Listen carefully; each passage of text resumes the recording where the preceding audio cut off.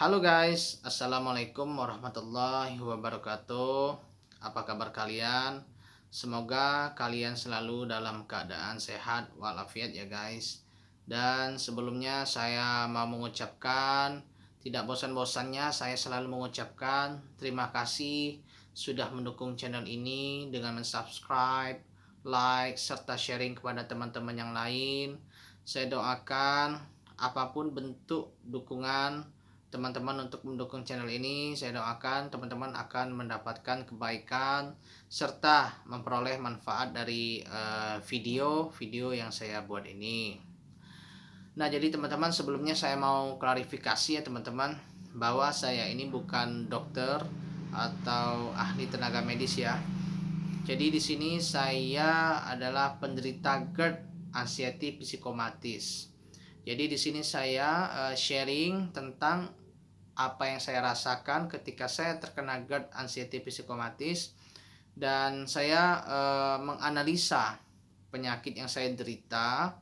Kemudian saya mencari berbagai informasi, kemudian saya rangkum, dan kemudian saya berikan informasi kepada teman-teman.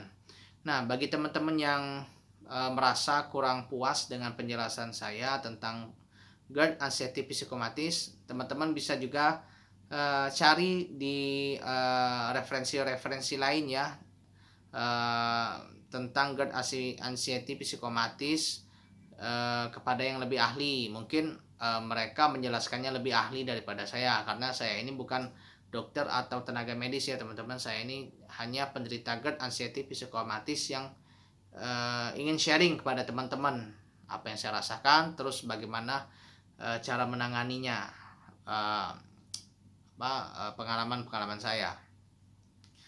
Nah guys, jadi dulu pas saya terkena GERD, anxiety psikomatis, memang berat saya turun ya guys ya, sekitar 3-4 kilo ya, turun drastis. Kemudian pada saat saya melakukan treatment ya, treatment 1 bulan yang tidak makan gorengan, mengatur pola makan, mengatur cara minum. Nah itu 1 bulan itu tambah drastis berat badan saya.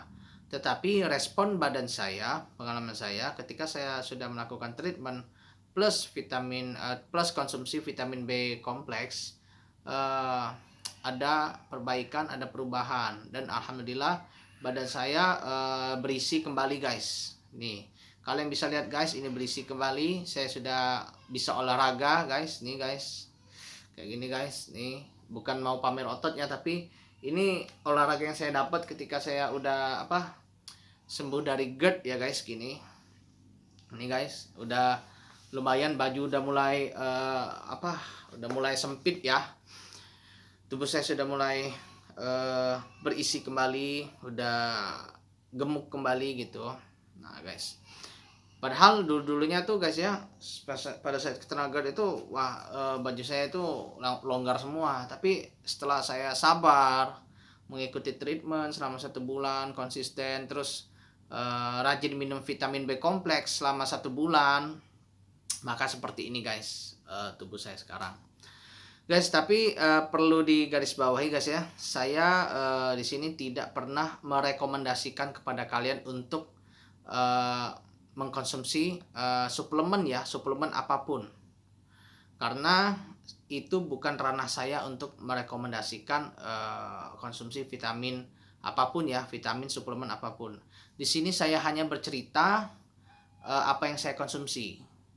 Memang betul saya mengkonsumsi vitamin B kompleks selama 1 bulan rutin. Tetapi di sini sifatnya saya hanya berbagi informasi, tetapi tidak merekomendasikan untuk kalian konsumsi juga vitamin B kompleks. Kalaupun kalian ingin mengkonsumsi vitamin B kompleks, saya menyarankan untuk kalian itu berkonsultasi terlebih dahulu kepada dokter atau ahli medis, karena setiap respon tubuh manusia itu berbeda-beda. Nah, jadi saya sifatnya di sini sharing tentang apa yang saya konsumsi, dan menurut saya mungkin bisa hal ini akan menjadi referensi bagi teman-teman untuk dikonsultasikan ke dokter. Nah, gitu guys ya maksud saya. Jadi saya tidak pernah merekomendasikan suplemen apapun kepada teman-teman, apalagi saya berjualan suplemen atau obat herbal. Saya tidak pernah dan tidak akan menjual obat herbal apapun, suplemen apapun. Nah guys, jadi misalkan teman-teman pengen tahu di mana belinya suplemen-suplemen yang saya review, teman-teman bisa bisa searching aja di Google, cari aja. Kalau misalkan teman-teman mau dan cocok untuk teman-teman ya, suplemen yang saya review kemarin-kemarin ya. Tapi kembali lagi, saran saya konsultasi dulu ke dokter atau ke ahli medis ya sebelum mencoba suplemen-suplemen yang teman-teman inginkan. Nah guys, jadi singkat saja guys ya. Jadi di video kemarin saya bahas ya bahwa anxiety psikomatis ini bisa menguras vitamin B kompleks yang ada di tubuh kita. Berdasarkan analisa saya guys, berdasarkan informasi yang saya cari dari berbagai sumber dan saya rangkum di sini, memang sepertinya seperti itu guys. Memang iya seperti itu, karena anxiety psikomatis itu bisa menguras vitamin B kompleks yang ada di tubuh kita. Otomatis apabila vitamin B kompleks kita sudah habis, maka kita akan kekurangan gizi. Tubuh kita akan kurus. Terus konsentrasi juga menurun, tingkat keseimbangan tubuh kita menurun, dan kulit kita pun akan kelihatan keriput kayak gitu guys, karena memang kurang gizi tadi guys. Nah jadi guys, cara saya pribadi saya untuk memenuhi asupan vitamin B kompleks, kalau menurut saya itu tidak cukup dengan makan banyak guys. Tidak cukup dengan makan banyak, yang mengandung vitamin B. Karena menurut saya ketika kita ingin mencukupi asupan vitamin B kompleks kita dengan memakan makanan masuk terus, itu kalau menurut saya itu akan agak menjadi jenuh, akhirnya nggak bisa kemakan juga guys. Kalau misalkan kita harus makan 1 jam sekali atau 2 jam sekali, itu malah repot. Jadi kalau menurut saya, hal yang paling simpel, hal yang paling gampang itu, kalau cara saya itu dengan mengkonsumsi vitamin B kompleks guys. Vitamin B kompleks. Kalau sekarang saya konsumsi vitamin B kompleksnya itu cuman 3 hari sekali atau 2 hari sekali kayak gitu guys.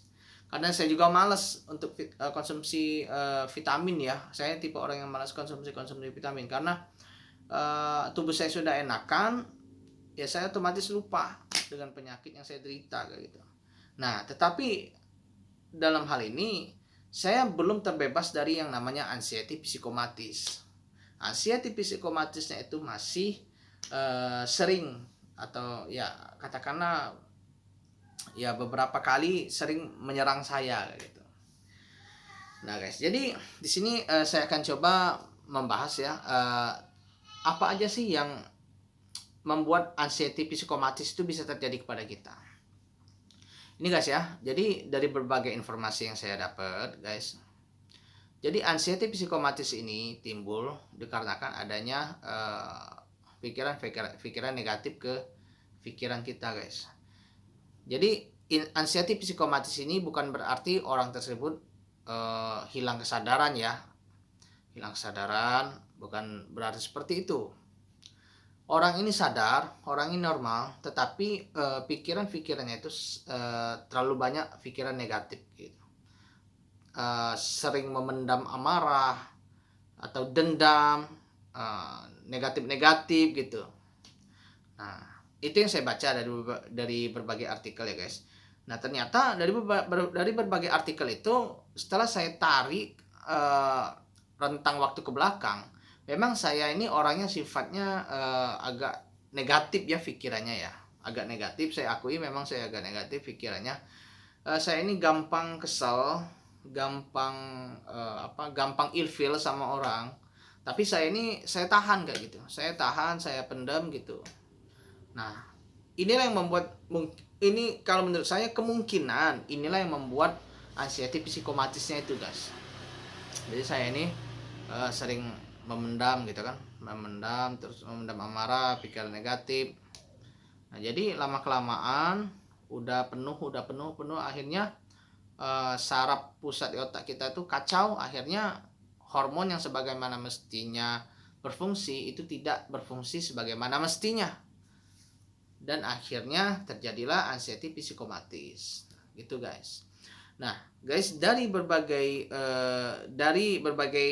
sumber ya guys ya, saya cari bahwa orang-orang yang mengalami anxiety psikomatis itu ciri-cirinya sama semua. Kalau menurut saya guys. Awalnya kalau anxiety psikomatis pasti jantung agak kencang, berdegup kencang. Itu sama yang saya alami. Terus sesak nafas, kemudian keringat dingin kayak gitu, keringat dingin, terus tangan itu kayak kaku. Itu guys. Dan kalau saya kemarin terkena anxiety psikomatisnya, memang saya pernah otot lutut saya itu kayak lemes gitu guys, saya pernah pas malam-malam terkena anxiety psikomatis guys ya. Saya mencoba berjalan dari kamar menuju ke kamar mandi. Ketika pada saat di kamar mandi, saya itu jatuh karena otot lutut saya itu lemah pada saat saya terkena anxiety psikomatis. Itu guys, jadi luar biasa sekali ya efek anxiety psikomatis ini. Bisa bisa mempengaruhi seluruh tubuh kita. Nah inilah kalau menurut saya efek akibat dari pikiran-pikiran negatif yang ada di kepala kita guys. Nah, karena ini loh guys, terkadang kita ini kan hidup bersosialisasi, hidup di lingkungan yang ramai di kota-kota, sangat sulit sekali untuk kita itu untuk tidak harus suka sama orang, itu sangat sulit guys. Saya pribadi terkadang saya kesal, saya memendam amarah, memendam dendam negatif, akhirnya yang berdampak pada diri saya yaitu anxiety psikomatis. Saya ini masih belum mengerti juga ya apa anxiety psikomatis dulu baru saya GERD-nya, atau saya GERD dulu baru anxiety psikomatis. Tapi pada saat saya melakukan treatment untuk GERD memang ada perbaikan, perut jadi enakan kayak gitu kan. Cuman anxiety psikomatisnya ini masih lumayan masih sering mengganggu saya kayak gitu kan. Nah guys, jadi anxiety psikomatis itu ialah dari hal-hal yang negatif tadi guys ya, hal-hal negatif kayak gitu kan, memendam amarah kayak gitu. Memang sulit sekali guys untuk menyembuhkan anxiety psikomatisnya ini. Nah guys ya, bagaimana cara saya menghadapi anxiety psikomatis? Yang anehnya kayak gini guys. Sebelum saya tahu guys, saya ini terkena anxiety psikomatis, saya berpikir bahwa saya ini punya penyakit keras. Pertama, sebelum saya menyadari saya ini belum terkena terkena anxiety psikomatis, maksudnya sebelum saya menyadari saya terkena anxiety psikomatis, saya berpikiran saya ini penyakit keras kayak gitu kan, penyakit diabetes lah, terus itu kurang darah dan lain sebagainya. Nah sebelum saya mengetahui hal itu, maka yang terjadi di tubuh saya itu panik gitu, dan ujung-ujungnya parah gitu. Nah yang anehnya guys, setelah saya mengetahui, saya mencari informasi dari berbagai artikel, dari berbagai YouTube. Setelah saya mengetahui bahwa anxiety psikomatis itu adalah penyakit kejiwaan yang menganggap dirinya bahwa dirinya itu sedang sakit parah, padahal dirinya itu baik-baik saja. Koreksi kalau saya salah guys ya, koreksi kalau saya salah atau kurang lengkap. Itulah informasi yang saya dapat dari kesimpulan saya ya. Jadi psikomatis itu adalah penyakit kejiwaannya bahwa menganggap dirinya itu sakit padahal dirinya itu baik-baik aja. Nah setelah saya menyadari hal itu, yang anehnya guys, anxiety psikomatisnya itu jadi jarang untuk menyerang saya. terkadang ada sedikit kayak sesak napas, dingin kayak gitu kan tubuh. Tapi di dalam hati saya bilang kepada diri saya sendiri, oh ini nggak ada apa-apa, kamu baik-baik aja, udah itu perasaan kamu aja, itu otak, ayo lawan. Dan ketika saya berpikir seperti itu, yang anehnya 1 menit 2 menit itu hilang. Seriusan guys, di sini saya nggak apa namanya, nggak lagi apa namanya, nggak lagi menghibur diri atau ini ya guys ya, nggak terlalu membesar-besarkan agar orang nonton video saya ya, enggak loh. Ini memang benar-benar kejadian di diri saya guys. Ketika saya belum sadar, anxiety psikomatis. Anxiety psikomatis itu menyerang saya terus-terusan kayak gitu, sampai saya tuh nggak ngerti lagi kayak gitu, penyakit apa sih. Dan itu nambah parah, saya jatuh di kamar mandi. Ini dulu tangan saya itu guys, ini udah habis semua guys, udah habis semua guys, sebelum saya mengetahui ini penyakit kejiwaan. Setelah saya mengetahui ini penyakit kejiwaan, anxiety psikomatis, saya melawan dalam diri saya. Ketika hal itu menyerang saya, ketika tiba-tiba saya sesak napas, tiba-tiba tangan saya dingin, saya dalam diri ini berbicara, hei kamu nggak apa-apa, itu hanya pikiran kamu aja, itu hanya pikiran negatif kamu aja, kamu harus lawan. 2 menit dari situ hilang guys, nggak ada apa-apa. Dan seperti saat ini, nah anxiety-nya memang sering nyerang, tiba-tiba dingin terus hilang 2 menit lagi. Nah gitu guys. Jadi saran saya guys, ketika kalian panik terkena anxiety psikomatis seperti itu, berpikirlah seperti itu, bahwa diri Anda itu baik-baik saja. Anda tidak sedang mengidap penyakit yang aneh-aneh, karena diri Anda itu baik-baik saja. Dan mindset Anda harus berpikir bahwa nikmatilah hidup yang sekarang, karena ke depan kita nggak tahu kan. Nikmatilah hidup yang sekarang. Jadi apabila anxiety-nya muncul, lawan. Kalau Anda tidak lawan, Anda sudah menyia-nyiakan waktu hidup yang berkualitas bersama keluarga, mungkin bersama orang tua gitu kan. Jadi memang anxiety psikomatis ini adalah pengganggu. Jadi kalian harus lawan. Kalian harus lawan dengan cara, saya baik-baik saja, saya ingin hidup berkualitas dengan keluarga saya, dengan orang tua saya, dengan sanak kerabat saya. Jadi pergilah jauh-jauh. Itu hanya pikiran negatif saja. Itu hanya pikiran negatif saya. Buang jauh-jauh. Insya Allah sembuh guys, anxiety psikomatisnya.